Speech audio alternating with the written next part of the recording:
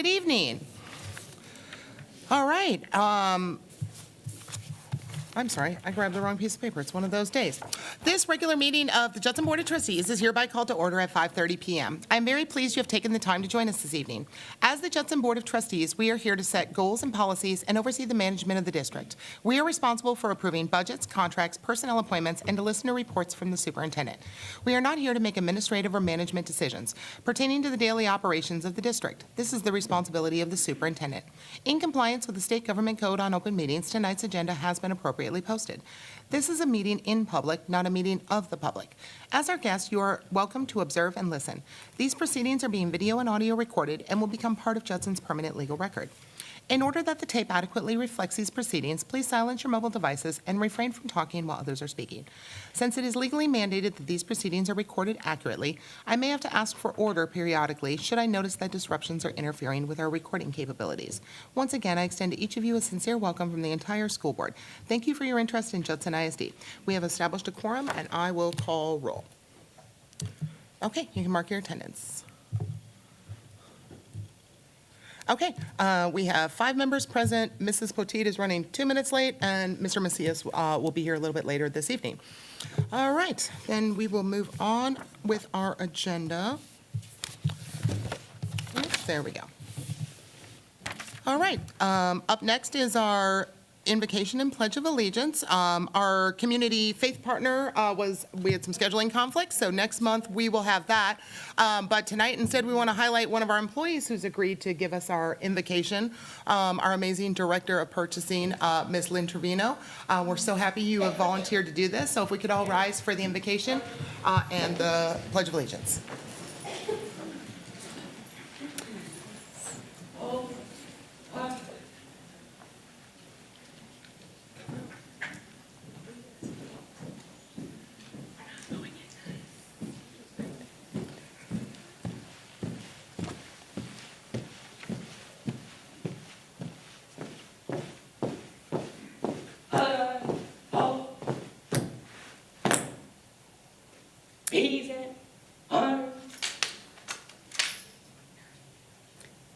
Good evening, staff, community members, superintendent, cabinet members, and members of the board. Please join me as we open this meeting in prayer. Gracious Lord, we come before you tonight with humble hearts, seeking your blessing over this district. As we navigate this season of sensitive challenges and challenging times, we ask for your divine guidance in every step we take. We recognize and understand the weight of the decisions before us and their lasting impact on our students, staff, and community. Grant us the discernment to lead with wisdom and the strength to persevere. We ask that you empower us to be bridge builders, seeking unity over division. Heal the areas where there is hurt and help us to set aside differences and to serve as a unified leadership team. May our decisions be in alignment with your will and for the ultimate betterment of this organization and the collective good. May your presence be felt in this room tonight. In Jesus' name, amen.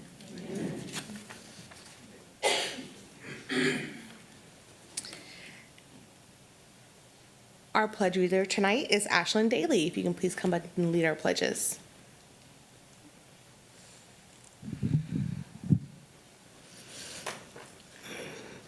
I pledge allegiance to the flag of the United States of America and to the republic for which it stands, one nation, under God, indivisible, with liberty and justice for all. I pledge the flag. I pledge allegiance to thee, Texas, one state, under God, one indivisible.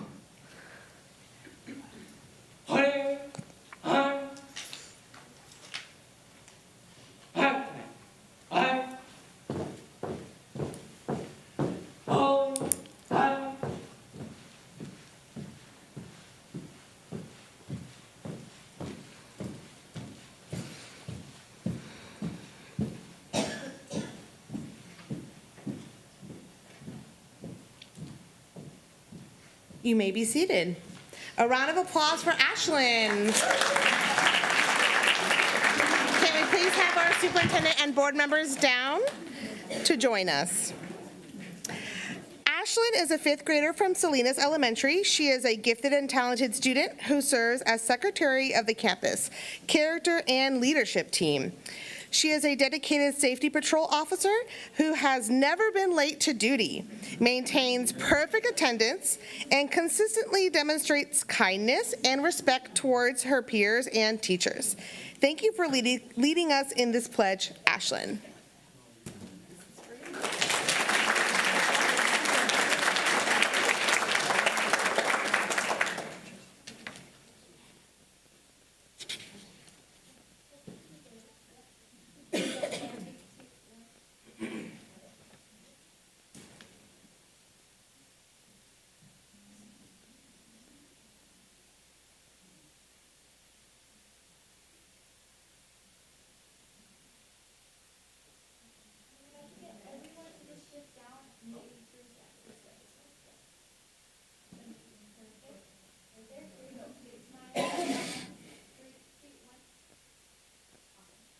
Great job, Ashlyn.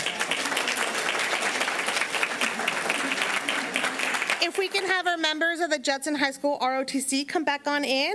Today's color guard is commanded by U.S. Guard Cadet First Lieutenant Jayla McNeil, U.S. Flag Cadet Chief Master Sergeant Ruben Pacheco, Texas Flag Cadet Captain Hayden Thorpe, and Texas Guard Cadet Captain Nathan Garcia. The faculty instructor for Judson High School JRTC is Lieutenant Colonel retired Mark Hyatt and Mr. Robert Pope.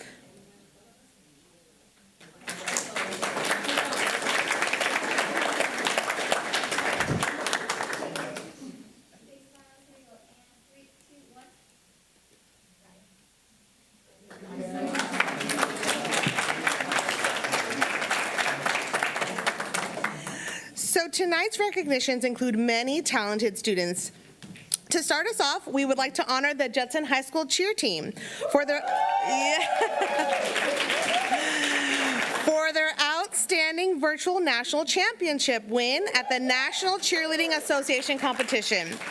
Members are Peyton Bain, Piper Bain, Faith Caesar, Juliana Encarnacion, Anaya Fisher, Abigail Garcia, Ciara Harris, Alaya King, Rachel Leha, Kalia Loftus, Aviana Macias, Jackson Moore, Shauna Mourn, Eva Munoz, Zaylee Vela, Nyla Warner, Julia Figueroa, Myla Reyes, Jakaria Flanders, Malaya Whitmeal, Madison Williams, Jalea Warfield, Presley Polanco, and Coach Maya Henson.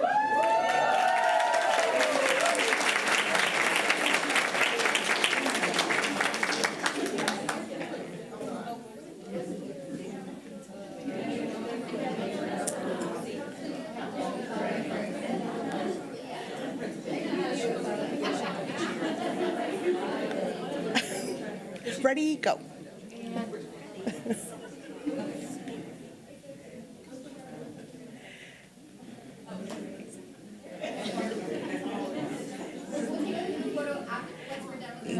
Yes. So stand on up. Yes. This year, the team earned first place in the intermediate non-tumbling division, an impressive achievement and one of the most competitive national cheer events in the country. This recognition reflects the team's hard work, countless hours of practice, and commitment to cheerleading excellence. The performance showcased their athletic ability, but also their school spirit, leadership, and teamwork. They represented Judson High School and our community with pride. Congratulations, Judson High School cheer. And now we'll take our picture. Big smiles, everyone, and 3, 2, 1. Big smiles. Now smiles for Mom and Dad.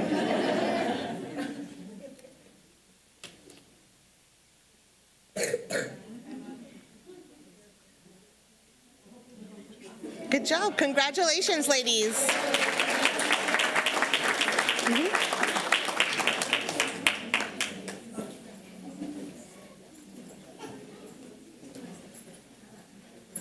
Go big.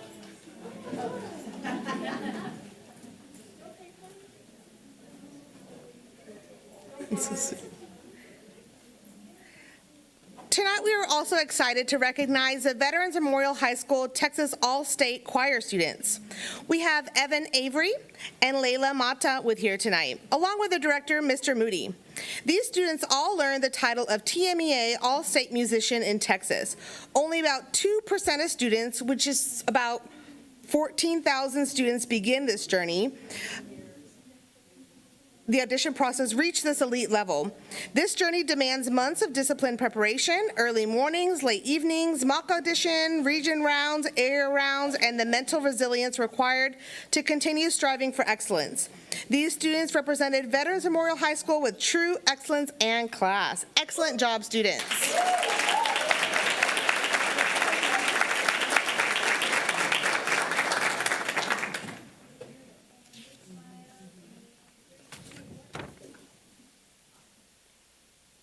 Good job.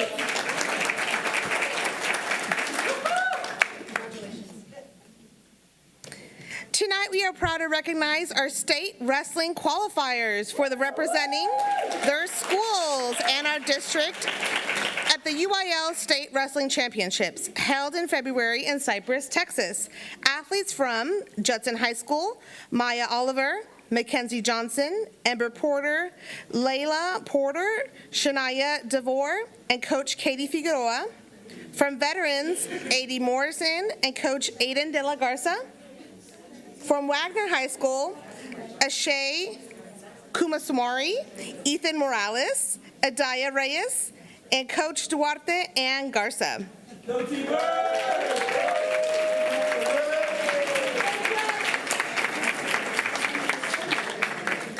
Advancing to the state championship level is an exceptional accomplishment. These students, athletes, earned their place among the best in Texas. We are honored to recognize these student athletes. Their success is a reflection of the support provided by their coaches, families, and community. Congratulations to our state wrestling qualifiers on this outstanding achievement.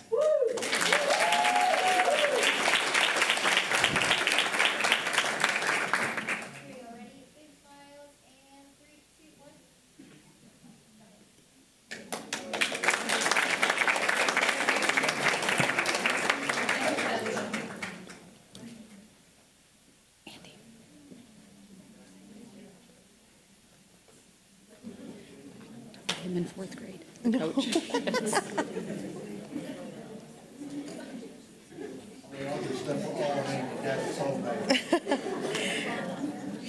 Next for recognitions, we have the Veterans Memorial High School boys basketball team.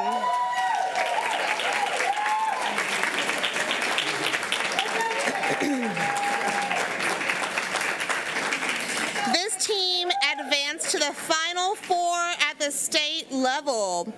These athletes are Brandon Halley, Charlie Ford, AJ Davis, Jonah Flowers, Zidon Clark, Andres Vasquez, DJ Jordan, D'Angelo De La Rosa, Carmelo De La Rosa, Christian Sainz, Jamichael Moore, CJ Shanklin, Kingston Hammond, John Uveda, Jeremiah Taylor, Joaquin Best, and Sebastian Scheckler.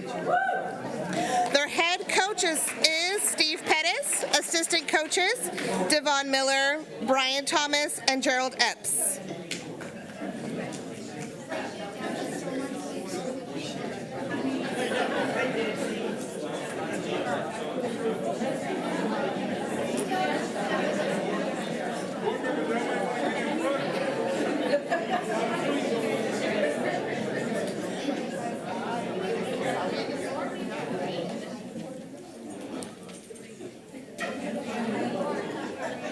Yeah.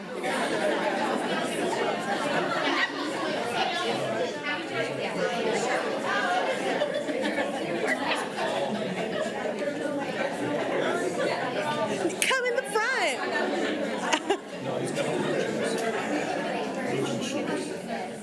Year after year, this team has consistently risen to the highest level of a competition, earning repeated appearances at the state tournament and establishing a tradition of success that few programs can claim. The Patriots' ability to compete at this level sparks volumes about the character of the student athletes and the culture of the program. We are incredibly proud of the Veterans Memorial High School boys basketball team for the remarkable push to the state level and their advancement to the Final Four. Congratulations on another exceptional season and the legacy of achievements.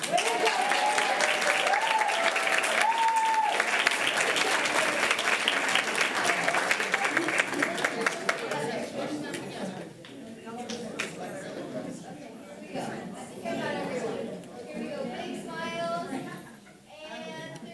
3, 2, 1.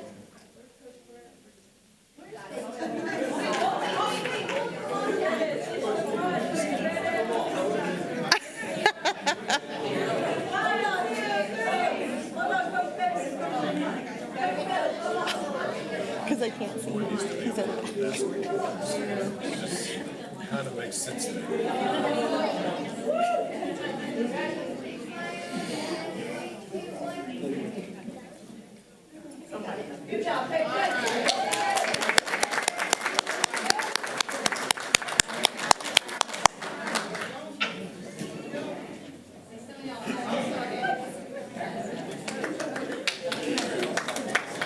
Get Jody to come up.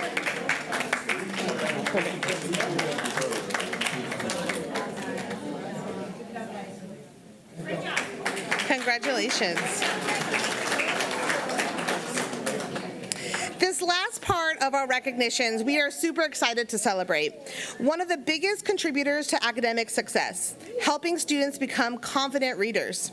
The Judson ISD third grade reading contest was created to inspire students to read, keep them reading during the holidays, and help them become readers for a lifetime. Reading strengthens learning in every subject, expands imagination, and builds a solid foundation for future academic achievement. The students, teachers, and campuses we recognize today have demonstrated outstanding dedication to reading, and we are proud to honor their accomplishments. We begin by recognizing our top campuses. This reading minute totals reflect dedicated leadership, supportive teachers, and students who work hard to grow as readers.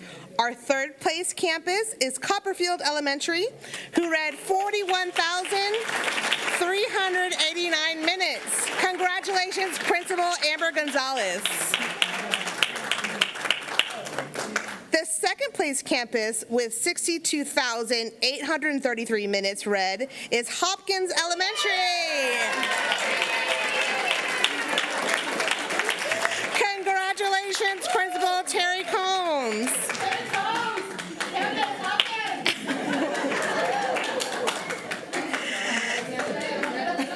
And our top campus with 135,333 minutes read is Masters Elementary.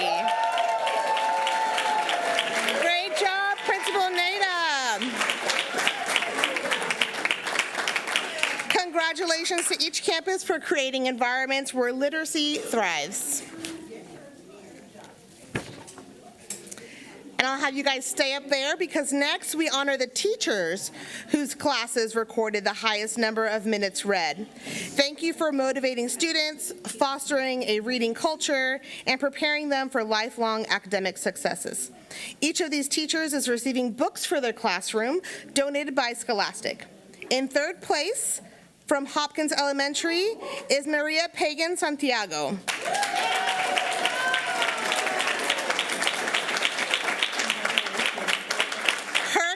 Read 26,702 minutes. In second place with 29,612 minutes is Suzanne Johnston from Copperfield Elementary.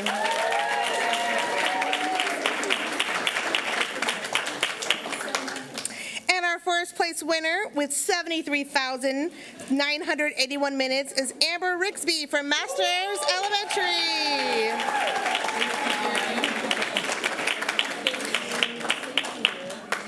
Thank you, teachers, for inspiring students to discover the joy of reading and helping them build strong academic foundations. And finally, we're excited to recognize the top student readers in this year's Judson ISD third grade reading contest. Each of these students is receiving books donated by Scholastic to expand their home library.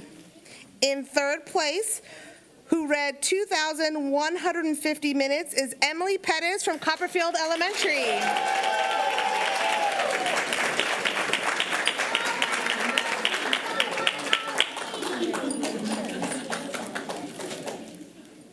In second place is Xavier Stevens with 3,965 minutes with Masters Elementary.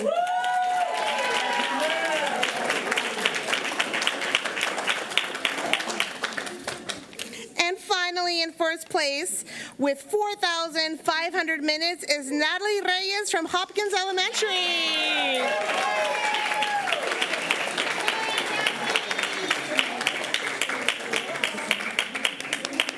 So Natalie is not only receiving first place and books for her home library, she is also getting an electric scooter that was donated by the Judson Education Foundation. Congratulations to our top readers. A round of applause. I think we put it too high. She's so little. I know.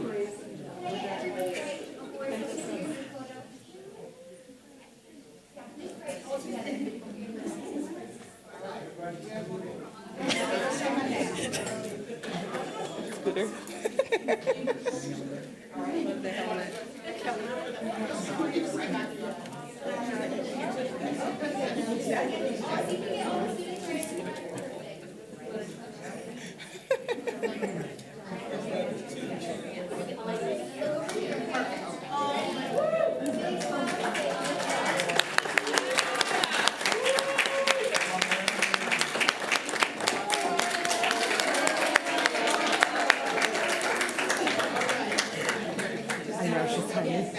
And that scooter's huge. I love it. Congratulations to our readers. Way to go, guys. And thank you to our curriculum department for spearheading this reading program. We thank you guys so much for all your work.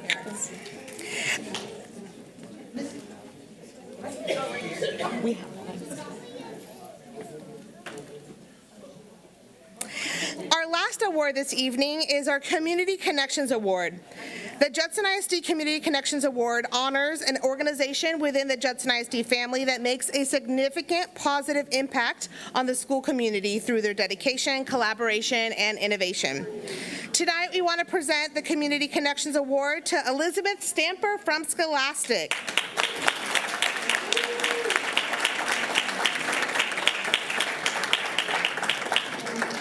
Through our partnership with Scholastic and work with Elizabeth, the third grade reading contest came to life. Elizabeth is a champion of literacy and dedicated friend to Judson ISD. We want to thank her and the entire Scholastic team for the generous book donations for our winners, for organizing the book packs that went home with every third grader, and for making sure Clifford the Big Red Dog helped us kick off the contest in November. Because of Elizabeth's hard work and Scholastic's partnership, literacy was not only emphasized, but made fun and exciting for our students, creating positive experiences that support long-term academic success.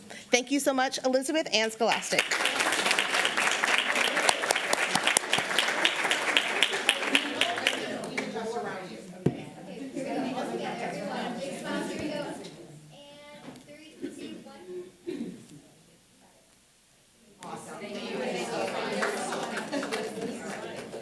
And that concludes our recognitions. Thank you. Thank you. It's been a hot minute.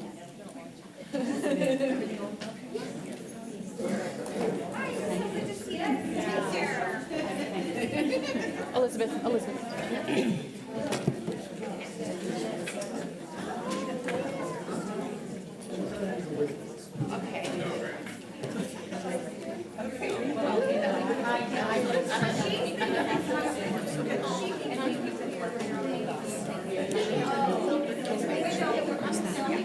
Appreciate it. Yes. That goes back to the double course that I had to sign for that one you did. Yeah. Thank you.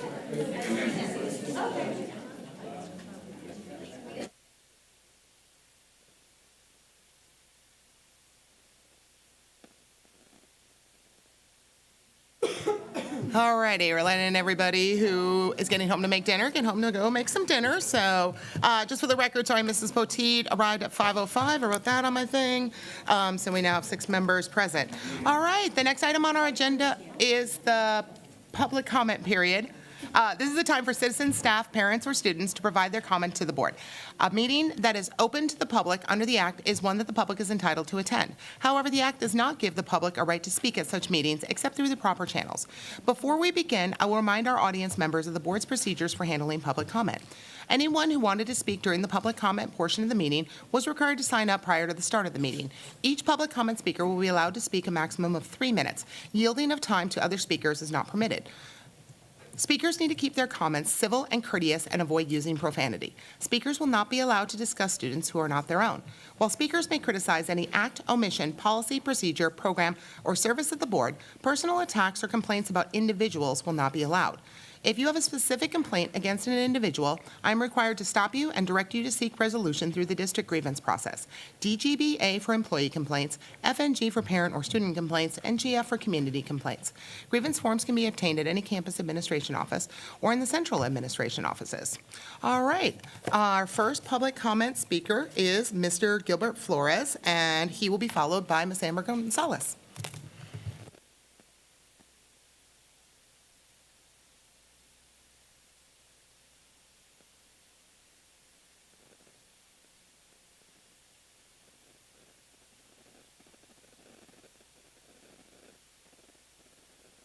Community to come talk. Say, it's always, what's going on at Judson? What's happening over there? And I tell them, look at the meetings and you'll see. I've mentioned that to Mike Marath. I've mentioned it to Dr. Long and with Tasby. And, you know, I just tell them, look and see what's going on here. After seeing the last votes, it seems like there may be a glimmer of hope that enough of you want to see the district move forward. The only intelligent thing to do would be to reorganize this board. You need to leave Macias there, you need to move the president over there, and reset this board up for the people that, you know, want to move it forward. You know, there's too many little infighting and little bickering stuff. And that's, you know, and that's just not right. I mean, it doesn't work that way. You know, the fact that, you know, we've had this administration or this board administration on here for 8 months shows that there is a definite lack of leadership. And dictatorship and diversion of focus is not a leader, does not make a leader. So what I would suggest, as I've said, we organize a board, but you need to listen to the administration when they're making recommendations. These people are the experts. You 7 are not the experts. You just got elected. You know, and I know because I was there. But you need to hear what the administration is saying and follow through on their recommendations based on their years, vast years of knowledge, you know. You did a great job by hiring an interim, Dr. Jacklich here, you know. I've known him for a few years, and I know he's done a lot of good things throughout the state. And after this board is reorganized, you need to get together and focus on what has to be done for the district. You know, 5 members need to show real leadership. And 5 of you need to get together and just say, hey, this is how we want to move this. We don't want us to have the bickering anymore, you know. And in regards to the investigations going on, you know, we're broke, you know, and here you all are hiring attorneys and everything to spend more money. Where's that money coming from? You know, if you're really that adamant about it, go to the DA, let them investigate it. You put up the money yourself then if you want to do it that way. It's not right. Now I know I'm going to shift here on the closing of the Ed Franz School, elementary school. Ed Franz was named after someone in the community. And he was someone that was a leader in the community. He was someone that had, a presence, and his family was honored to have the school named for him, but now you're going to take that away? What are you going to do to rename something for him? Have you even thought about that? Probably not. I'm sorry, Mr. Flores, you're at the end of your 3 minutes. I Okay, appreciate thank you. though. Thank you, sir. Can I just say one thing? I'm okay. All You're a right. former board member, sir, so I'm going to let you, yes. We have entrusted you all to run this district, and you're losing the trust of the people. Oh. Thank you. Thank you, sir. Okay, next up is Ms. Amber Gonzalez, and she will be followed by Mr. Willis. So good evening, board members and superintendent. I'm coming to you tonight to honestly, I'm a little frustrated, but also incredibly proud. I'm tired. I'm tired of seeing Judson Independent School District painted in such a negative light in the news. I'm tired of scrolling through social media and seeing post after post about everything that is wrong in our district. Because I live the reality every single day, and I can tell you that is not the full story. So tonight I've decided to take the narrative back. I want to talk about what's really happening inside of our schools, specifically at Copperfield Elementary. Just this week alone, we've had incredible moments that deserve recognition. 3 of our grade levels had the opportunity to go on engaging hands-on field trips that brought learning to life for our students. Earlier today, our 1st and 2nd graders laughed, danced, and made memories at our spring fling. And tomorrow, our campus will be filled with energy and excitement and joy as we host our field day. Our amazing Copperfield PTO, some that are here in the audience tonight, continue to go above and beyond supporting our campus in meaningful ways, including providing a brand new Gaga ball pit for our students. Tonight, you even recognized excellence, and I was so proud to see Ms. Johnson and our student Emily Perez celebrated. Earlier this month, we hosted a massively successful STEAM night, bringing families, students, and staff together in a way that reminded us what community truly looks like. But beyond the events, the real wins are happening every single day. Our students are showing up, our teachers are showing up, they are learning, and they are growing. Our data is moving in the right direction. We are pushing hard because we believe our students deserve it, and we're on a mission to become a B-rated campus this year. Right now, we're in the middle of STAR Blitz efforts with focused instruction, targeted support, and even additional help from central office, including Dr. Shoemaker, who's been right there alongside us supporting students. And let's talk about the people, because they are the heart of this work. We are home to the District Educator of the Year, our incredible special education inclusion teacher and campus leader, Miss Alicia Cornejo. Next week, we're going to celebrate those who have dedicated decades to this district. Gina Montes with 20 years, Rebecca Igo with 25 years. And our very own assistant principal, Ms. Garza, will be recognized with the Spirit of the Judson ISD Award. These are the stories that deserve to be told. And I'll be honest, I do miss something.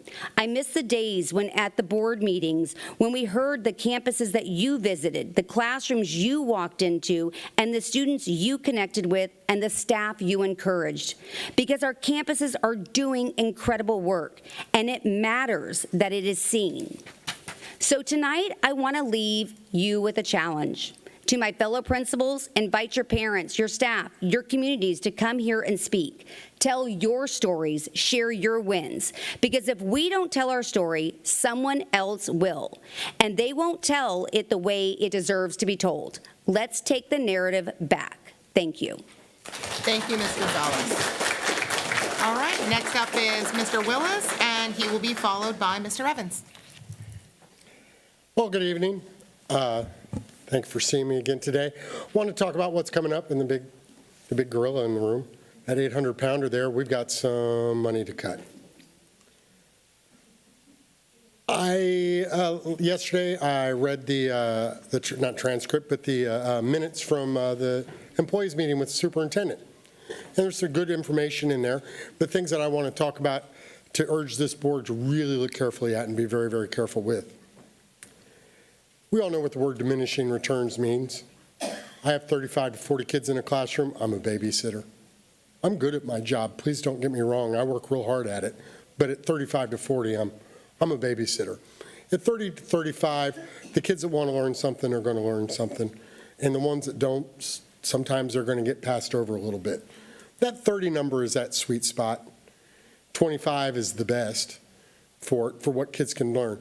I want you guys to think long and hard about that and really think about what impact happens at the secondary level when we go over 30. Now, we can say the ratio is such and such, but we also need to look carefully and see how it works with master schedule. Does that mean we're going to have core teachers with 35 to 40? Because of how the master schedule works out, how everything balances in, that's going to require flexibility with you guys to go, okay, maybe we do need an extra English teacher here. Maybe we do need an extra math teacher here. The math for cutting this percentage got rid of them, and the numbers for this goes in, but in the end, I can't have 10 classes of 35. Let's get one more and have 11 classes of 30, or however it works. I really want you to urge on that. The other one is growth and planning. I didn't want to make anybody angry because I kind of went off the last time I was there, so I stopped. But anyway, didn't go. Growth and planning, we can't turn Patriots into a 4A school. That eliminating Kitty Hawk giving us any feed is going to hurt us because Patriots lead the way. Whether you want to or not, what's happening at Veterans Memorial is going to drag this district out of some of the morass we're in. We're going to be responsible for growth that's happened here. The people, and this is the people that work in the Corps, are unbelievable, and the jobs that they're doing. STAR's coming up here in a few weeks. Wait till you see the scores. We're going to be a strong B. I think there's no doubt about that. I'm not going to jinx this with anything else. But we can't diminish that by turning this into a 4A school. We need all three schools to be vibrant and at a good percentage filled up and evened out and going around. So I want to urge you guys to really think about that too before you make and approve any cuts like that. I know I'm a little early for it, but my God, it's April. We still don't have a budget. I'm near panic mode now. Let's get it done, please. Thank you for listening. Thank you, Mr. Willis. Okay, next up, Mr. Evans.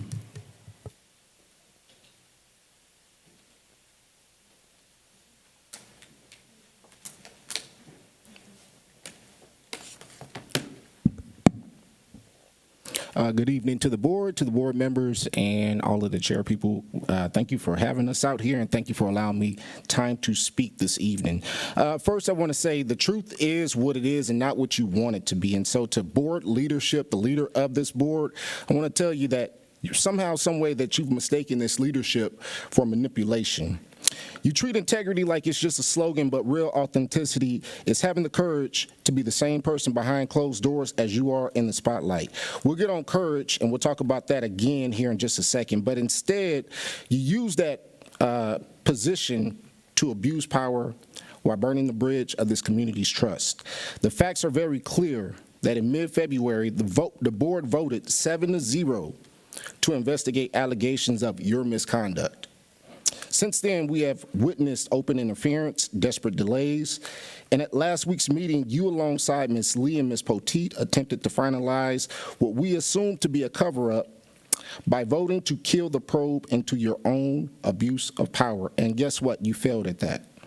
You believe that by silencing the process, you can change the facts, but you cannot change facts. You cannot change truth.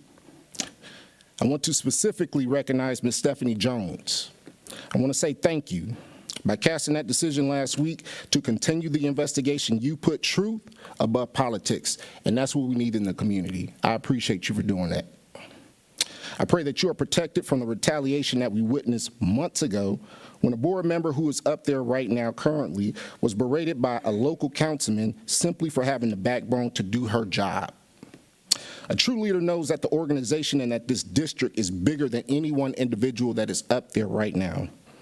But sometimes you act like you are above the rules and above law, changing them whenever they no longer suit you. But let me remind you, in John chapter 1, verse 5, the light shines in the darkness, and the darkness did not comprehend. The truth does not need your permission to exist.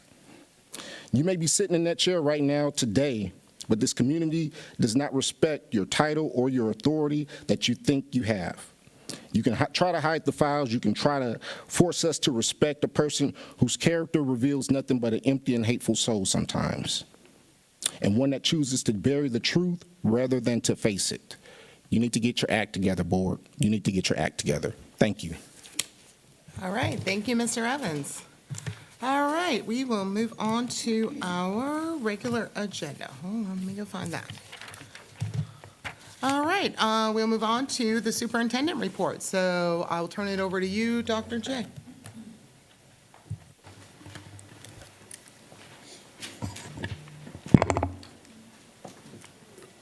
We have the Judson Education Foundation 2025 State of the Foundation. Ms. Greathouse? Hello, good evening, everyone. We have provided you guys with our annual State of the Foundation in your packets. For the community, our current balances are in there, as well as the donations that we have given in the year of 2025. Our fiscal year is January to December. So these are our programs that we have given at the end of 2025. Grants, we gave about $46,000. Scholarships, $49,000. We gave parent to teacher scholarships, $12,000. We had an Attendance Matters campaign for teachers and students. We gave about $900 in that. And we gave monetary gifts towards our distinguished educators. That was about $25,000. So last year, in 2025, the foundation invested back in the district a little over $133,000. So we are very excited to be able to give back to the district. And I want to thank our board liaison, Ms. Canoyer, and in 2025, Ms. Ryan as well, that sat as a liaison, and our superintendent, Dr. Jacklich, for supporting the foundation, and the entire board for always supporting the foundation and the partnership between the district and the foundation. As the board members can attest to you, they are here to serve the teachers and the students of the district, and we are proud to have that partnership. I do have a little testimonial video in case for those who weren't able to attend the gala. We're sad that you missed us, but we'd like to show that tonight. Hi, my name is Cindy Latino, and I am a 2025 Innovative Grant winner from the Judson Education Foundation. My grant was named My Ability. Thank you to the Judson Education Foundation. I submitted the grant to the Judson Education Foundation because I felt that there was a need to bridge a gap between our special education population and our general education population. So the point of this grant was to provide students with the opportunity to learn social emotional learning and also to build skills with their peers. So what we decided to do was create an environment that mocked an apartment where students could come in, have a sitting area so that they can sit, talk with their friends, do activities, and learn how to build those social skills. In addition, we have combined it with our STEM cooking class, and so we have several different activities within the grant that the students can come and learn how to cook, learn how to fold laundry, learn how to set a table, learn how to make dinner, learn how to make beds, and different activities through the grant. So prior to the grant, this room was just a room that students came in, they did a couple activities, and with the grant, we were able to build a space that allows students to practice social skills. They can be with their peers. A lot of times in a school, you don't see a lot of special education children being able to mingle and do activities with their general ed peers. So what we wanted to do was build an environment where all the students could come together, do fun activities that are engaging. Food, conversation, television, and games are universal languages. And so putting all the students together, they get to be with their peers, they get to communicate, talk about current things going on, show each other support, kindness, and offer skills building for each other and put them where they can go out into the community and still practice those same skills. I am Rochelle Diaz, the proud principal here at Candlewood STEM Academy, and I am a proud recipient, along with our PE coach, Amy Dunham, for our STEM in the Gym grant. So one of the big things that I have noticed is the more we incorporate the STEM fluency skills throughout our campus, the more I see our students collaborating with one another, communicating more, just using their critical thinking skills, in everything that they do, not just in math, not just in reading, but in our gym. We're just super thankful for JEF, for the Judson Education Foundation, to support our campus. It's just been super beneficial to have the STEM fluency skills woven throughout our school day. My name is Amy Dunham, and I work at Candlewood Elementary. I am the 2025 recipient of the Judson Grant, STEM in the Gym, thanks to the Judson Education Foundation.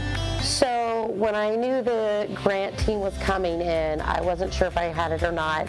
And I worked with Ms. Diaz. She put this whole thing together and helped me out with it. And so I was very nervous. And then when they called me back to the gym, because I was at lunch duty, I was like, oh, this is it. And I was just super excited. Never received a grant before with my work. And so I was just super excited and couldn't believe it, just a big rush and excited for my students and their future. Before I received the grant, I was looking into my students and different ways to incorporate all the students who may not be sport-minded. I'm sport-minded, I play sports all my life, that's why I chose to be a PE teacher, but I needed to relate and really connect with my students who are doing what they're supposed to in PE, but it's not as fun for them. They think differently, and so bringing STEM into the gym and seeing them problem solve with this equipment that's different and them excited about it because they are enjoying it. They're not just doing it because it's part of the class, but just seeing their minds work differently than those sport-minded kids is really just a big deal and makes me happy to watch them do that. Hi, I'm Christina Potter. I teach first grade at Hopkins Elementary, and I was the grant winner for 2025 through the Judson Education Foundation. The name of my grant was Seats and Beats for Little Feet. With the grant, I was able to purchase over 30 pairs of reliable headphones that have a mic. I was able to purchase 3 different kinds of flexible seating, bean bags, seat cushions, and chair seats and wobble chairs to help my kids interact better and learn better. The challenges that I had faced before this was not all my kids were able to come to school with a pair of reliable headphones, or they would break the second day of school, which would leave them with no headphones. And when they're testing or when they're just simply in Zern or progress learning, it's hard to focus if you don't have a headphones on your head. Also, I have a lot of kids who prefer sitting on the floor, standing up, walking around, so I figured I'd find them some better ways to learn. I just want to take this opportunity to say thank you so much from the bottom of my heart, from all of the staff here. We really appreciate the opportunity to get these grants and provide the best educational experience for our students here. And so just thank you so much.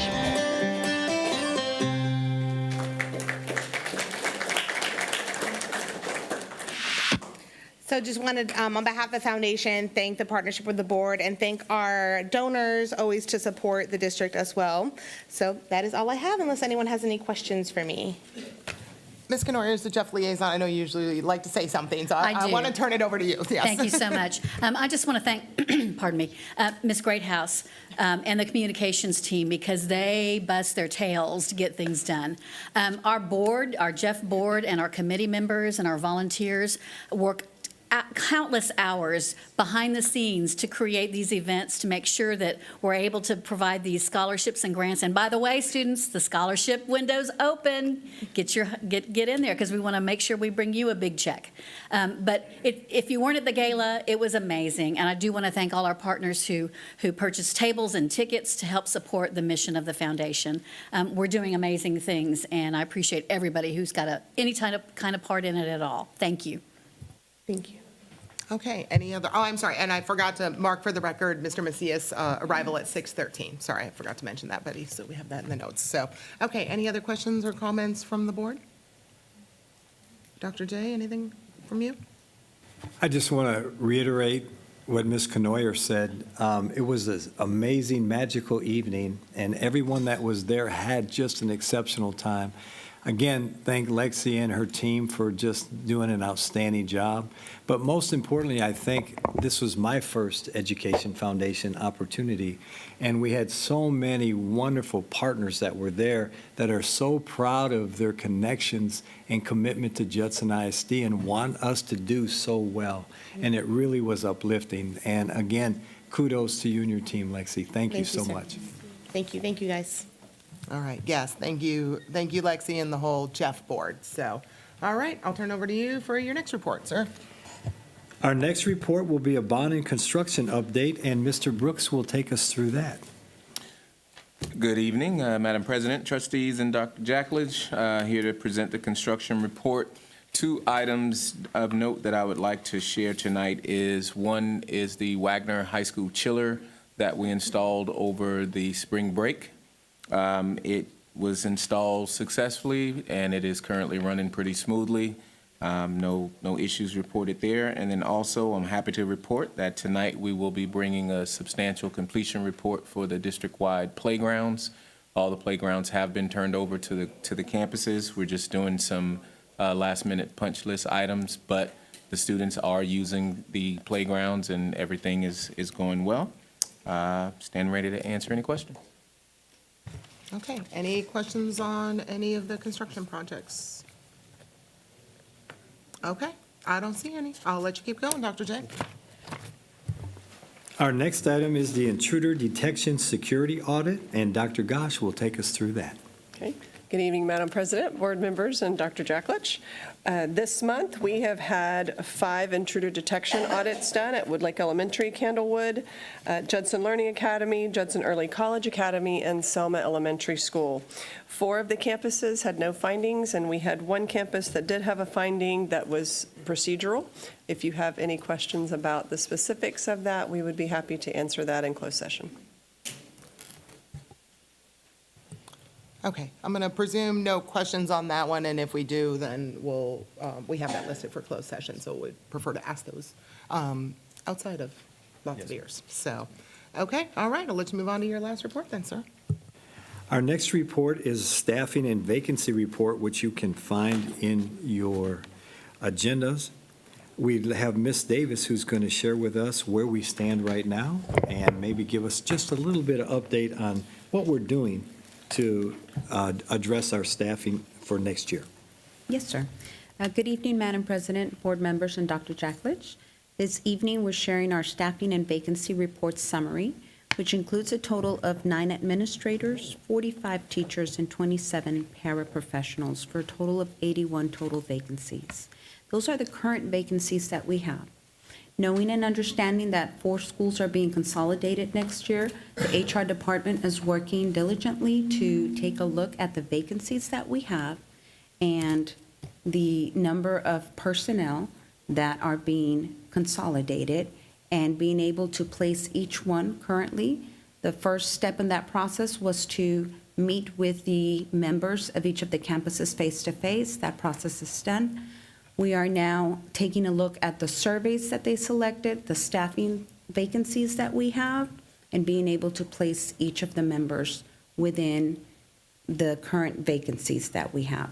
So even though we do see some of the current vacancies there, we are hiring for the high needs areas from external candidates, knowing full well and understanding that priority will be given to those personnel from our consolidated campuses. Are there any questions? Any questions? Go ahead, Mr. Macias. Yes, thank you, Ms. Davis. A couple of questions that are, you don't have to go too deeply into it, but just burning questions about when teacher contracts are going to be provided to teachers in terms of addressing vacancies and all the future staffing. Typically, it's been earlier, or is it April? Just remind me, it's been a minute. I believe last year it was either April or May, and last year it was given in cohorts. Teachers and then administrators came second. Okay, so we're not too off year over year? No, sir. Okay. And then the other question is, there are surveys being done on campuses? Is it being across the district? These are specific, are you speaking about consolidation services when surveys went specifically Employee to those services, campuses? employee surveys on campuses. Yes, there was a TASB survey that went out, and that's completely handled by TASB, and they are going to provide the report later on this year. Okay. Dr. Jacklish, I'll follow up with you on that, but I'd like to see what that looks like with the survey responses. I assume they're per campus, right? It's not. They are broken down per campus, and I'm so sorry, Dr. J.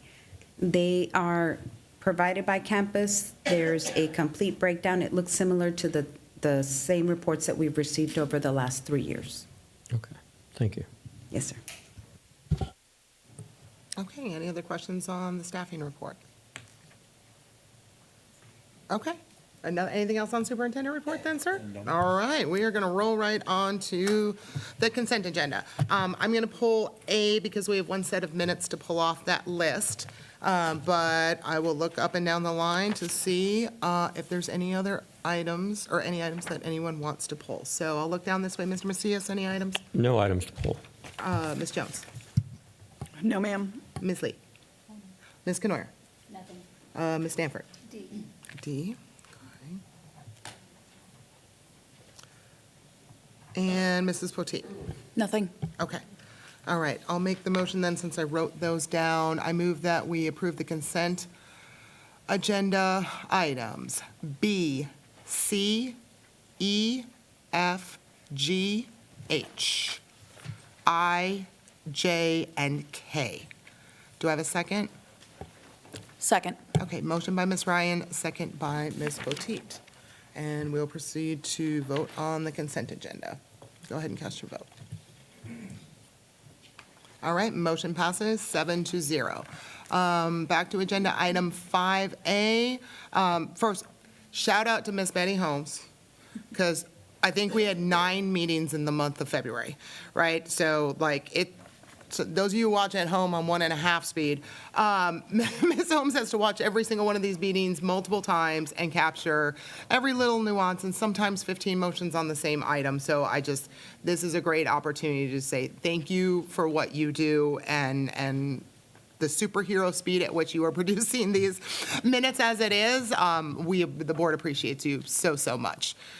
So the final one that's on there, the February 24th special meeting, that one's not quite done yet. So, but all of the rest of those were in your board packet. So I will move to approve the minutes from the regular board meetings held on January 22nd and February 26th, the public hearing on February 26th, and the special meetings on February 14th, February 16th, and February 19th.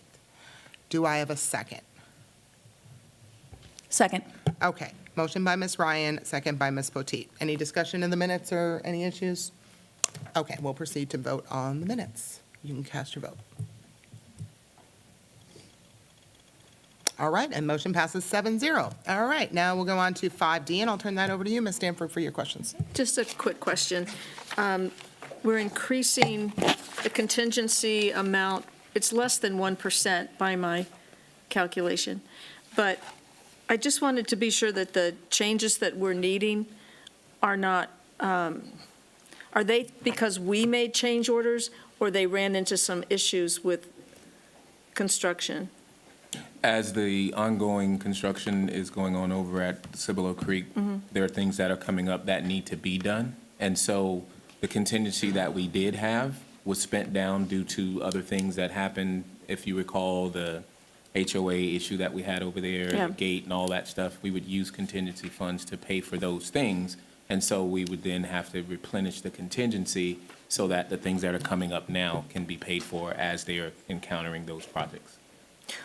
What I'm trying to clarify is if these changes are things we asked for, or they're problems that, should we be paying for it, or should the contractor bear any responsibility? Oh, I see. No, ma'am. It's things that need to be done that either the contractor is identifying or we're saying we want.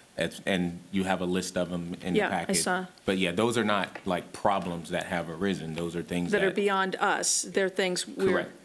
And if Mr. Moore is here, he could come to give any additional response to that, but it's things that either the contractor or we are saying as we are doing the project, hey, we need to add more concrete, or hey, we need to do this. Okay, that wasn't in the original scope, so we need to add, do a change order to add funds to the contingency in order to get those things done. Okay, so you feel good that Oh, yes, ma'am. these are our expenses? Yes, ma'am. Absolutely. Okay, that's all I wanted to clarify. Okay, did anyone else have any questions on 5D? All right, Ms. Stanford, could we get a motion from you then?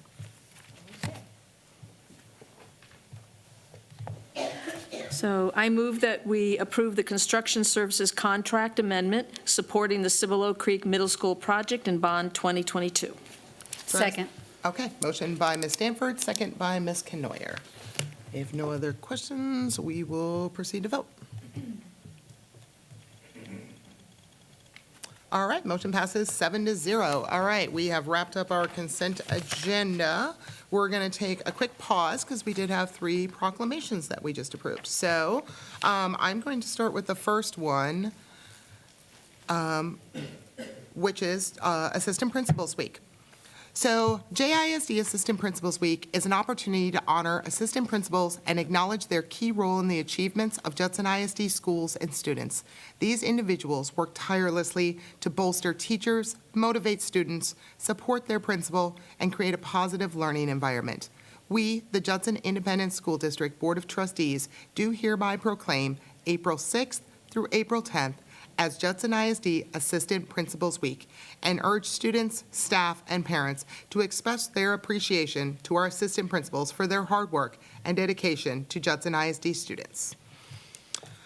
All right, Ms. Knoyer, would you mind reading us your proclamation? National Library Month is an opportunity to celebrate school librarians and recognize the importance of libraries in education. School librarians play an integral role in making the library a central part of the school and its instructional program. We, the Judson Independent School District Board of Trustees, do hereby proclaim April 2026 as National Library Month and urge students, staff, and parents to express their appreciation to our librarians for their hard work and dedication to Judson ISD students. All right, thank you. Ms. Jones, would you mind reading your proclamation? Month of the Military Child is an opportunity to recognize, excuse me, the sacrifices and applaud the courage of military children. Judson ISD has designated Friday, April 10th, 2026 as Purple Up for Military Kids Day, where the color purple will be worn to honor and support our military children. We, the Judson Independent School District Board of Trustees, do hereby proclaim April 2026 as Month of the Military Child and encourage students, staff, and parents to observe this month by connecting with military youth, family, and communities to provide support to all military children. Awesome. Thank you, Ms. Jones. I think we have 10 military kids on the board, a bunch of military parents here, so thank you for what those students do, adjusting and moving around a lot, right? All right, that wraps up our consent agenda. We will move on to discussion, consideration of action items, and we only have one, and I will turn that over to you, Dr. J, for the budget amendments. Thank you, ma'am. We have discussion and possible action approving the attached budget amendments to the budget for the 2026 fiscal year that we have in your packet. And Ms. Davis is here to answer any questions and take us through some information. Thank you, Dr. J. I will defer to Ms. Amanda Martinez for this. Thank you, Ms. Davis. Good evening, Madam President, board members, and Dr. Jacklich. Budget amendments for the month of March 26, 2026 consist of amendments to both revenue and expenditures, which you can see reflected in the combined general fund report. The second page of the report provides a detailed breakdown of each budget amendment, including descriptions and corresponding amounts. The very first breakdown on the top of the detail report, you can see some campus requests for cross-function amendments. Towards the middle of the report, you will see budget revisions to our local revenue, indicating an increase of $750,000. This adjustment is the reimbursement from Blue Cross Blue Shield for our 2026 contracted year. At the end of the report regarding the expenditures, the board has asked the district to amend the budget on areas that they might see that are short funded by the end of the year. One function was identified, Function 41, General Administration. This function has been amended to increase the budgeted expenditure through cross-functions and from the increase of local revenue. Nothing was taken from the fund balance. The additional funds were transferred to ensure adequate funding through the end of the fiscal year. I can answer any questions you may have for me on the budget amendments.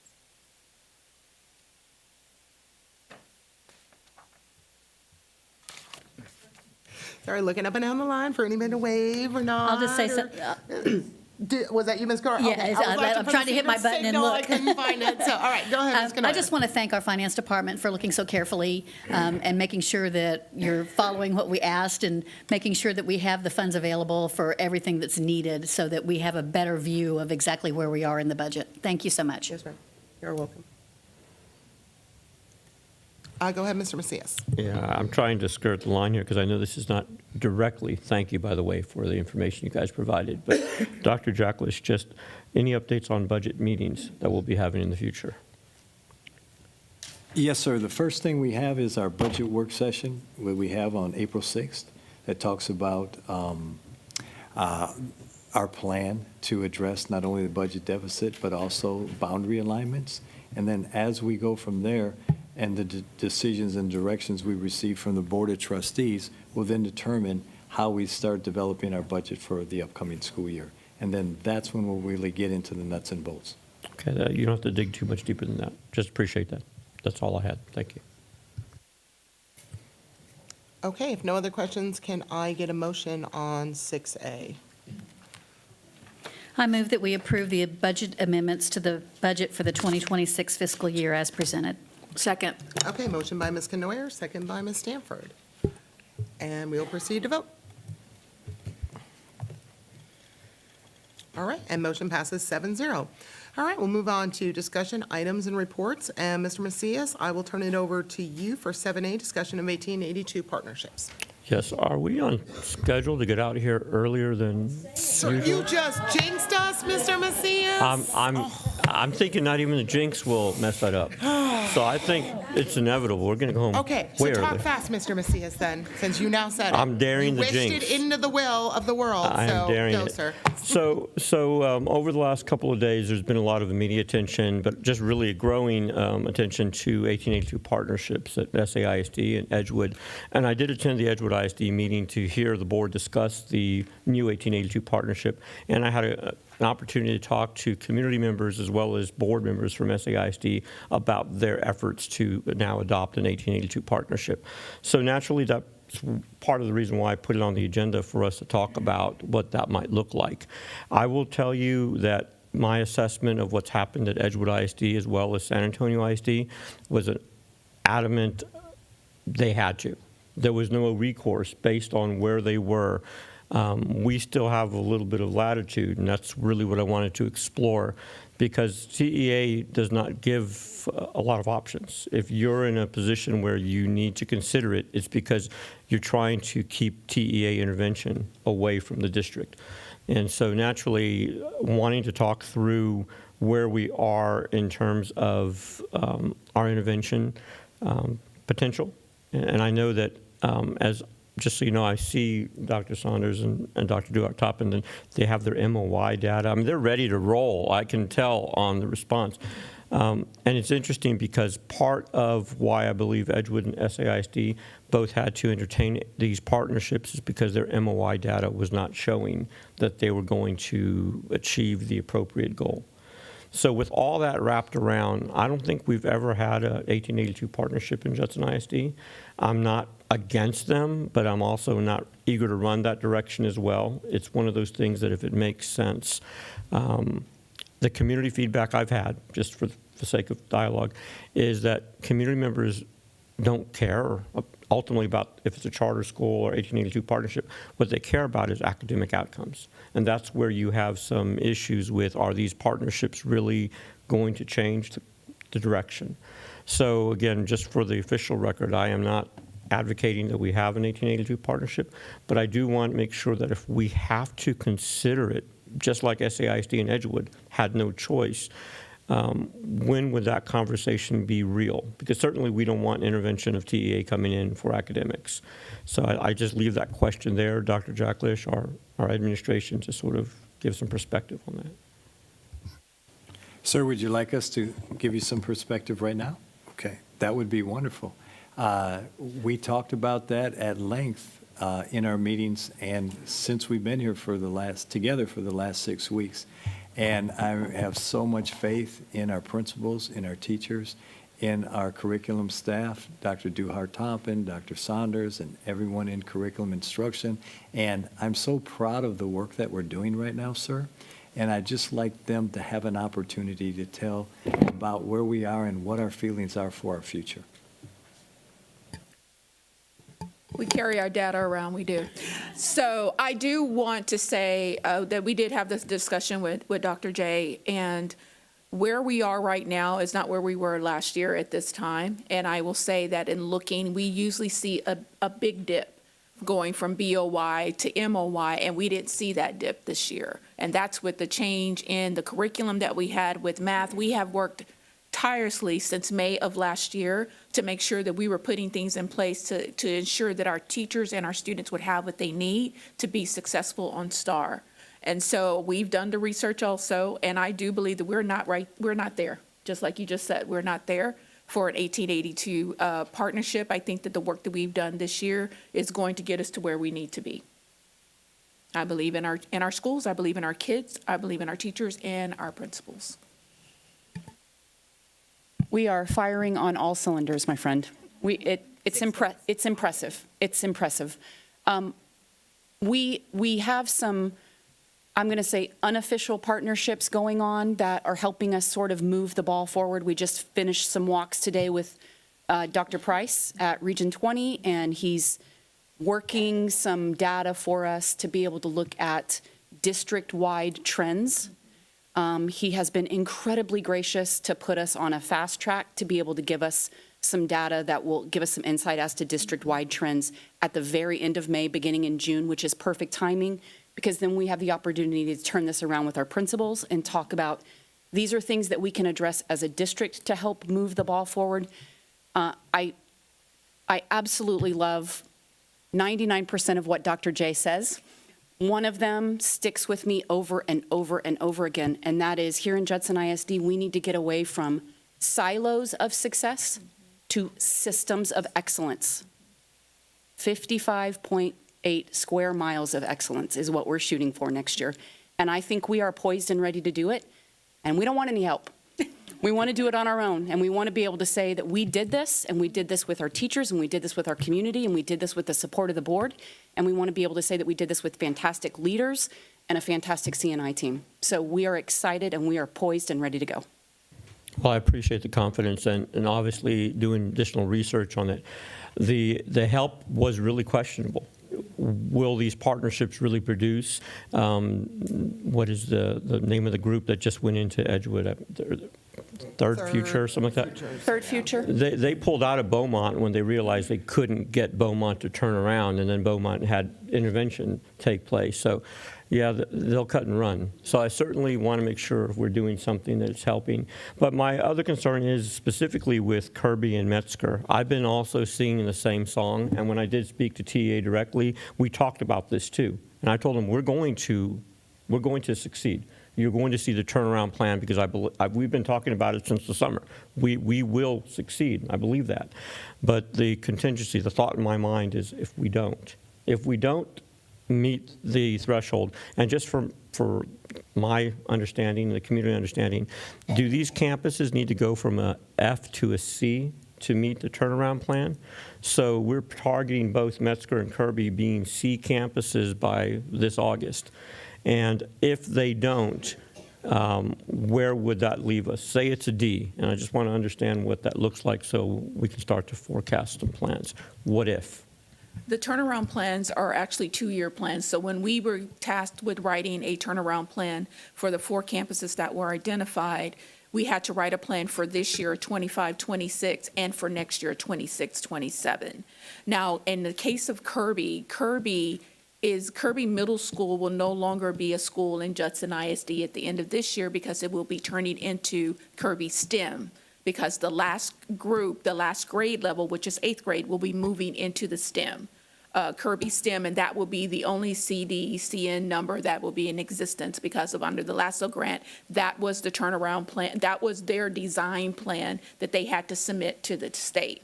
But yes, and so Metzger is the one that we're watching really closely, but if you haven't been to Metzger, you need to go. There's some great things going on at Metzger Middle School. You need to go and see the change that's been going on there, that Ms. Davis and her team is working really hard, and we're expecting some great things from them.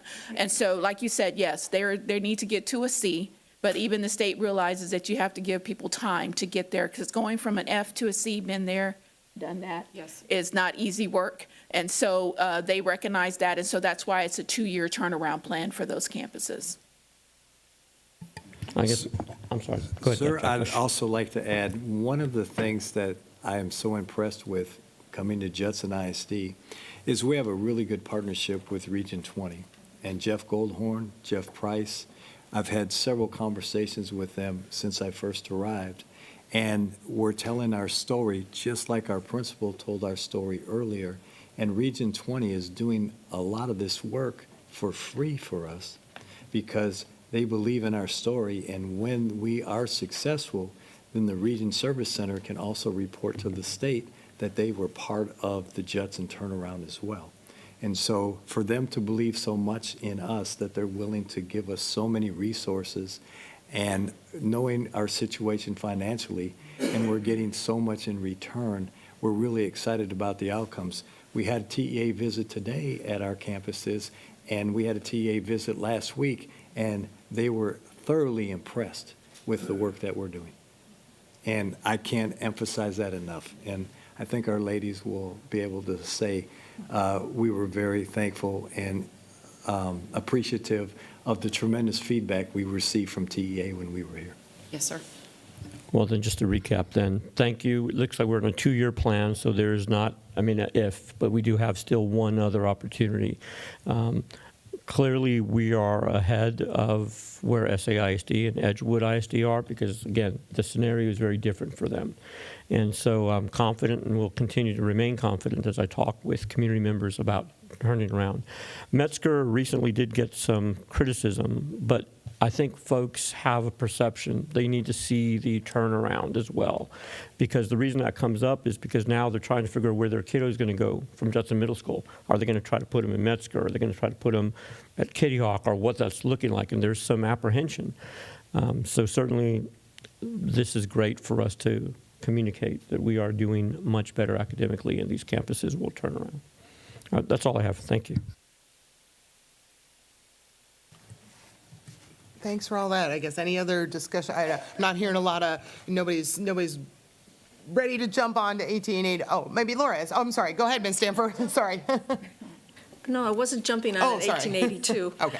But I do appreciate bringing ideas to the board. I do appreciate continuing discussions and having things that might be scary or unattractive, or I like talking through even those types of things. So I've heard negative things about 1882s, and I've heard some positive things, and whether we're there or not, I appreciate it coming to the table to discuss. And I hope we continue to bring things to the table like marketing. I'll just go ahead and throw that in there. Marketing ourselves to the community to bring some of our students back. We can be more aggressive about that. So ideas like that.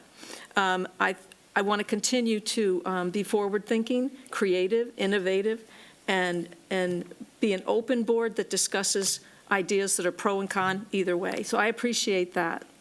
I am real interested to hear some of this TEA feedback you said we got. I can tell you one thing she said was that we set the bar incredibly high for the rest of the districts. Oh, for the rest of the district? Yes, for the rest of the districts that they have to visit. We were the first ones to do our step back with TEA, which is where you report on the progress of the year, what things look like leading up to STAR, and what our plan is for after STAR. And we were incredibly proud when she said, you guys have set the bar really high for the remaining districts. For the other districts? Yes. Oh, I gotcha. Yes. Awesome. It was an incredible, it was an incredible partnership. As Dr. J said, it feels very collaborative, and that's where good work happens. We're in a powerful space right now. I'd So love we to hear that. celebrated for a very short time, and then we got back to work. That's right. That's great to hear. Ms. Canoyer. I just want to say thank you so much to our principals and trainers and assistant principals and RTI and academic deans and teachers and everybody who is out there and in the classrooms, on the campuses, making sure that things are happening. I see it. I know how hard everyone works, and I know that you're really digging in, and you've got this buy-in, and you want this success for your students. And I truly appreciate that, and I want you to know I see it, I feel it, and I thank you for it.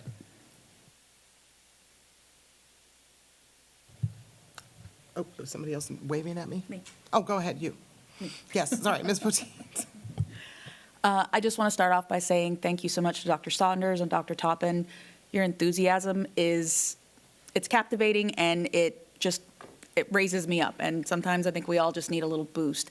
I want to thank everybody on the campuses, because I know that you guys are all just beating yourselves up and trying to get all of the STAR data or the STAR work in. I can see it on my own kids' campus. There's just so much hard work being done, and it's appreciated, and we see it.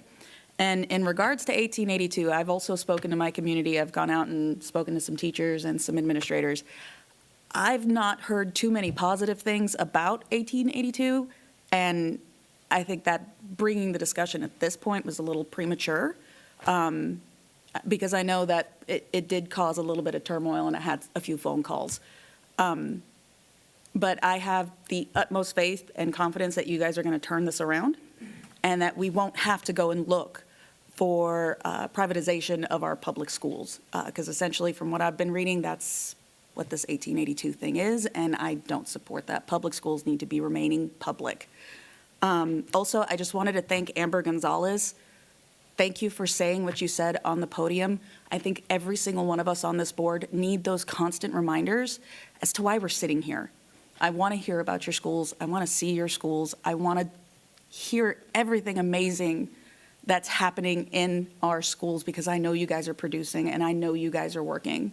So again, thank you, Ms. Gonzalez, for coming up here and reminding us that, yes, in those elementary schools, you have all those tiny little people running up to you and hugging you and smiling because they're excited about book fair, or they're excited about science is lit, or they're excited about just being at school. And I appreciate the reminder. Thank you. All right, well, the finish line is in sight, isn't it, right? Like, it's there, it's right there. You guys got this, right? Yes. If anybody got a cross-country runner, I know what they look like, those last 300 meters, and you're like, start sprinting, and they give you that, what? We haven't been sprinting the entire time? And so you got this. I think you can see up here that we all know you got it, so if you're sitting at home tonight not sure if you still got it, everybody believes you do. Right? You may not be feeling that at home. Go have a glass of wine, a milkshake, whatever you got to do, right? Because we got a couple of days left, but the finish line is in sight. So we've got it, and everybody's got faith. So keep your head down, and the kiddos too, right? We already know you got this. And parents, I'm gonna say, do not stress your child out. This is one data point, right? It's in a big data point from a big up here type thing. But as we always told our students, I know tons of teachers also use this, just show us what you know. That is it. Just roll into STAR. Don't stress your kid out. Don't go put him to bed at 7 o'clock at night and be like, feed him pasta. It's not a cross-country race, right? Right? It's just another day to show their teachers what they know, okay? So, and I think the adults get real hyped up on STAR, and we kind of have to, because that's the nature of the strategic job type thing. But for our babies, this is no different than a spelling quiz on a regular old Friday, right? So for them, let's keep all that behind the closed doors. And for the babies, this is just another chance to come in and just have a great day, knock it out, because that means field days around the corner, and that means the dances around the corner, and all the other cool stuff that they get to do in the month of May. They get to get over that finish line too and get all those high fives. So yeah, we'll keep all the adult stress and anxiety here, but for our babies, let's just let them show us what we already know that they can do and be capable of. So All right, well, that sounds like a great segue into our update on all of the cool stuff that the board's been doing then, all of our training and conferences and events and everything. So let me start, which side did I start on last time? So maybe I'm starting down here now. Ms. Canoyer, you want to update us on what you've been doing or going to be doing? Thank you. I spent a good part of the month ill and didn't get to go to some of the things I wanted to go to, the Distinguished Educator event, and I apologize for missing that. That's something that I truly love to do, is to celebrate our teachers who've risen to the top, like cream does for milk. And we have amazing, amazing educators, and I do appreciate that. And so I'm sorry I wasn't there to thank you. I've been following a lot of basketball. Was at the boys, the Veterans boys final game. They played really, really hard and unfortunately had to deal with some refs that were truly an issue, but they never gave up, and they played their hearts out and made all of us super proud for them. I did go to the Veterans Memorial Spring Sports Recognition Ceremony this week, and then also the gala for Jeff Gala, and I do want to congratulate our Hall of Honor winners. Ms. McKinney is one of them, and then Mr. Martinez, who was awarded for the Sports Hall of Fame. And unfortunately, he wasn't there. I would love to have met him and heard his story. But I do also want to particularly thank all the sponsors who bought tables there. It was a lot of fun, a lot of hard work that went into it. I hope everybody who was there really enjoyed it, and we're taking notes on what we can do better. So if you've got something to share, let me know. We'll move forward with it. Thank you. Ms. Stanford. Okay. I went to the Ag Expo, and you were there too. I did make that. I know. And it was just amazing to see all the things that these kids have created using welding. So they had benches, they had some incredibly to die for barbecue pits. One that even raises the thing up and down is called, I think, a Santa Maria. Yep. At a gate, a huge ranch gate that I think Mr. Trees is actually going to end up with. So they had some beautiful creations, and we're very, very proud. There was one young woman that's loves big rigs and plans to become a diesel mechanic, and the program is looking for ways to send her to diesel mechanic school. So it's just very, very impressive, and congratulations to all the winners and all the ribbons. I also attended the Educator of the Year. That was a very exciting evening, a lot of high school spirit and a lot of support from the teachers for each other, and it was a beautiful thing to see and be a part of. The Jeff Gala, I too, you stole my thunder, but I wanted to say, Marilyn, you so deserved that. Very, very proud to know you. And Mr. Martinez, I did not get to see him either, but congratulations to him as well. Lastly, we had our first meeting of the Ad Hoc Conflict Bullying Committee. And just a couple things that came up. We had a presentation for kind of what the process is for investigating conflict and bullying. And then we had discussions with some parents that attended this meeting, and as well as 3 board members, me and Ms. Jones and Ms. Ryan. And a couple things that came up in that meeting were we need more consistent investigation, we need victim support, we need to notify parents in a more timely manner, we need access to the video. That caught my attention, that people don't seem to be able to see video of events quickly enough, or at all sometimes. And then communication. There needs to be better communication. So it was a good start, and what we're looking for is ways that we can step in and help improve at least some of the things that need to be improved. We have another meeting tomorrow to discuss this meeting and sum it up and move forward. So thank y'all. Thank to my fellow board members for being a part of that, and I'll see you tomorrow morning. All right, Mrs. Poteet. So I also attended the Distinguished Educator. I got to speak there, so that was always fun and, as always, very nerve-wracking.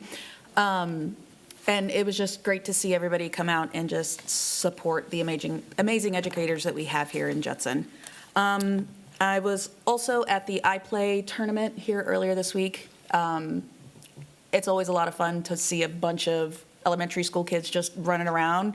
You have some elementary school kids have no idea what they're doing, and it's wonderful. And then you have those other ones that are just ready to dive and jump and throw their bodies everywhere like they have no care in the world. And so much fun to watch, but also a little terrifying as a parent of elementary school kids.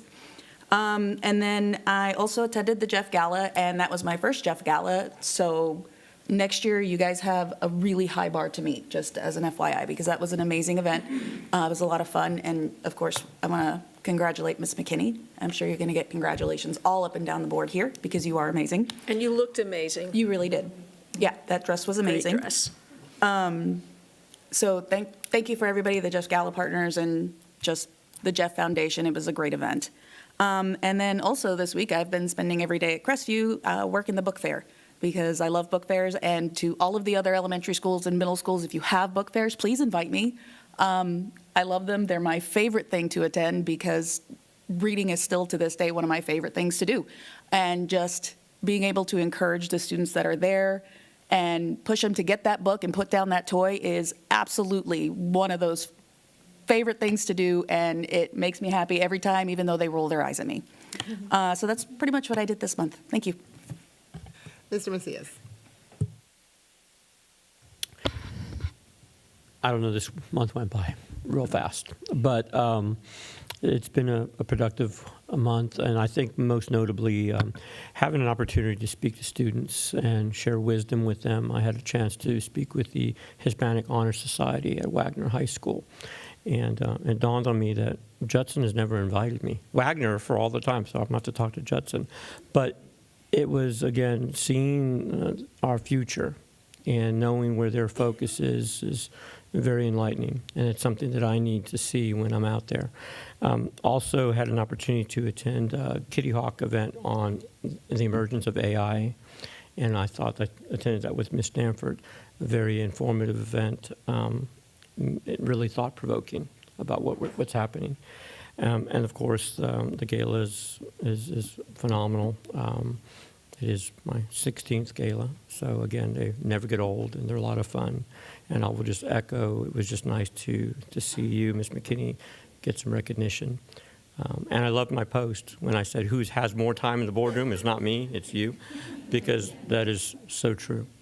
But it's been a good month. The spring break actually broke the monotony, because I think everyone just disconnected appropriately. So looking forward to Monday's event that we have coming up, so we'll keep going. But that's all I have. All right, Ms. Jones. I also was able to go to the Educator of the Year awards ceremony. I did also attend the Metzger Bullying Committee meeting that they had, and the counselors there did an amazing job. We do, again, have the Bullying Ad Hoc Committee meeting tomorrow, which I'm glad to be a part of that. We're getting a lot of good ideas, and I'm really thankful that Laura Wickwire put us in contact with the group that we're partnering with there. We're getting a lot of good information. Also attended the Jeff Gala, and Ms. McKinney, congratulations again. And then I am excited, I was invited to the JLA Occupation Symposium next week. So that's going to be exciting. I'm going to get to help do some mock job interviews with the students. So I'm excited to participate in that. All right, Ms. Lee. I also attended the Educator of the Year award ceremony, and that's my first time, and it's just nice to see all those lovely smiles celebrating, all the accomplishment, because they do really all the hard work. And I did attended, it's that UIL season again, so the pre-UIL at Metzger and some of the band's middle schools. I watched them, and it's just amazing to hear that they're just middle schools, but it seems like they're ready on the high school level. It's so nice to hear all the songs. And I also attended the Jeff Gala. Congratulations again, Ms. McKinney. It was the first time, and it's really so much fun. And we almost win the first time playing the Loteria, the bingo game, and it was really fun. And I also attended the Metzger, the counselors, Coffee with the Counselors, and I really hope that parents or our community would, we always reach out, but for some reason, it's so hard to have any other parents to be active, and especially when it's about bullying and classes, for their transitions and stuff. But I'd like to everyone, my other colleagues, to really visit Metzger, just like Dr. Toppin is saying. We've really had a lot of great things happening at Metzger right now. And one thing that I'd like to share also, we did host our very first roundtable, PTO roundtable meeting. It was March 16, and there were 8 PTO, that attended the meetings, and it was Metzger Middle School, Kitty Hawk, Escondido Elementary, Masters Elementary, Woodlake Elementary, Hopkins Elementary, Crestview Elementary, and Hartman Elementary schools. It was so nice to just talk about, we were discussing what can PTO do with the 4 schools that are closing. So there's a lot of ideas that I have in here, Dr. Sanders. I'd like to share it to you. And I think that's it. Thank you so much. Awesome. I think, when this is that kind of that time of the year, I know I try to not be in schools too much because y'all don't want us wandering around too much because you're in the middle of STAR stuff type thing. So I am very much looking forward to STAR wrapping up. Also getting to the finish line, because that's when all the fun stuff really starts happening on your campuses and field days and stuff like that. So please send those emails with invites over, because that is our favorite time of the year also. So, but it was a great opportunity to start working. We do a lot of internal things, but we do a lot of external things as a board too. So I know it feels like we just had a legislative session, but the next one is already upon us, because bills get filed in November already. And it's already, as somebody said, it's April, it's only March, but, right? So I had a great meeting with Representative Gervin Hawkins, because our Leadership TASB Class 2 has been talking about statewide legislative priorities and what we can do for funding for districts. So to be able to start working with our local representatives, because it's not just about how they vote. Somebody has to author the bill, right? Somebody's got to put the bill in. Otherwise, there's nothing to vote on. There's nothing to lobby for in Austin. So she's going to be a great partner, and in some ideas floating out there, some bills we can work on with that. I had an opportunity to actually run into and then talk to Senator Menendez while I was there too, who is on the Senate Education Committee. An amazing conversation about safety and security funding, right? Here, put fences around all your schools and here's $12 to do it with, right? Type thing. So, I tell them we're grateful because it did go up, and we're getting grants, and the Safety and Security Committee is meeting next week. So I'm very appreciative of the increased funding we have got, but we still have vestibules and technology and everything. So he's on board, and we'll be working together to see what sort of funding priorities we can make sure get put forward for the next legislative session to increase the amount of security funding we're getting, because especially we talked a lot about our police officers too, because this is not just about having a gun on every campus, right? This is about community policing. And when we visit our elementaries, we see our officers out there high-fiving our kids, right? This is another adult in their life who's there for them, and building those relationships where they respect police, they know that police respect them, and that they are someone who can help them in their lives. And when our kid's having a challenge, whichever adult in their school they feel they can tell that to, and that ends up being our police officers sometimes, and we have some amazing ones, and we want to continue to be able to recruit and hire the best police officers possible, because that's a very magical skill, to be a police officer on a campus with kids every day, and that costs money to get those amazing people too. So super excited to work with them, and then Senator Campbell just got appointed the chair. All right, so we got people from our area who are on the education committee, so it's very exciting because they're right next door to us, and we see these people all the time. So excited to get working on the next legislative stuff. We got about 6 months. We want bills to get put in, and Judson to be part of that. So I'll be working a lot on that.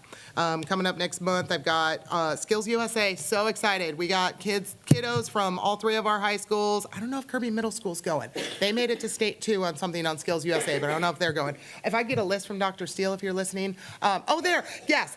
Someone go down to Corpus Christi, went there last year, and we have hundreds of kids competing in nursing and cosmetology and digital media, and I don't know if the welding kids, automotive kids.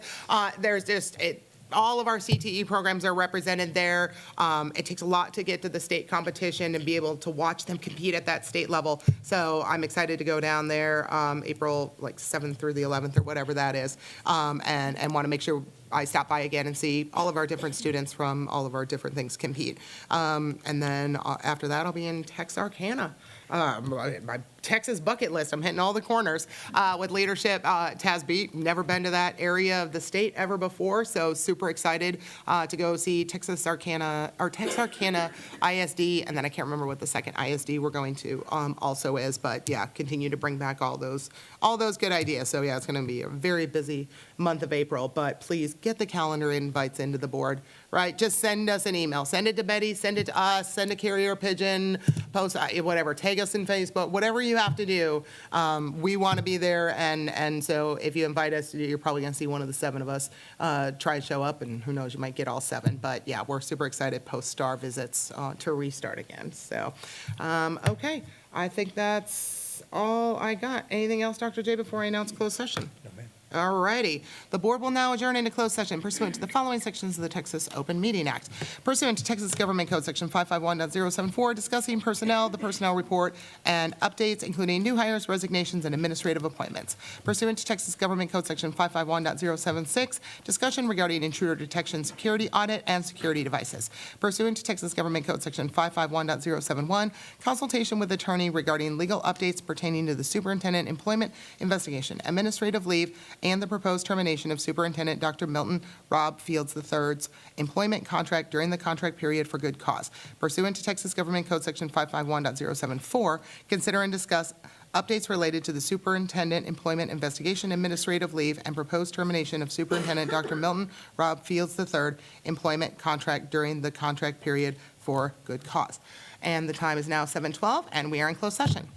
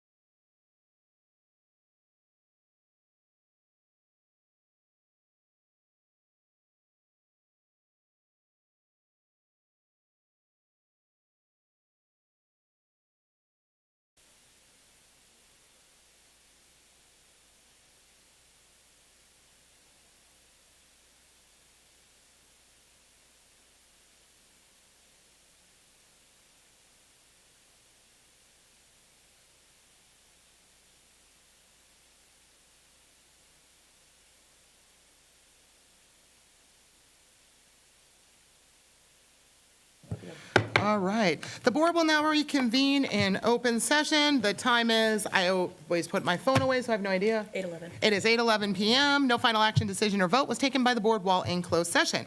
All right, let's go back to our agenda on 9A, the personnel report. Do I have a motion? I move that we approve the personnel report as presented. Second. All right, motion by Ms. Canoyer, second by Ms. Potteet. Not seeing anybody signaling to me. You can go ahead and vote. Laura, one more time on your confirm button. All right, and motion passes 7-0. There being no further business, this meeting is adjourned at 8:12. 8:12 PM. Have a good night, everybody.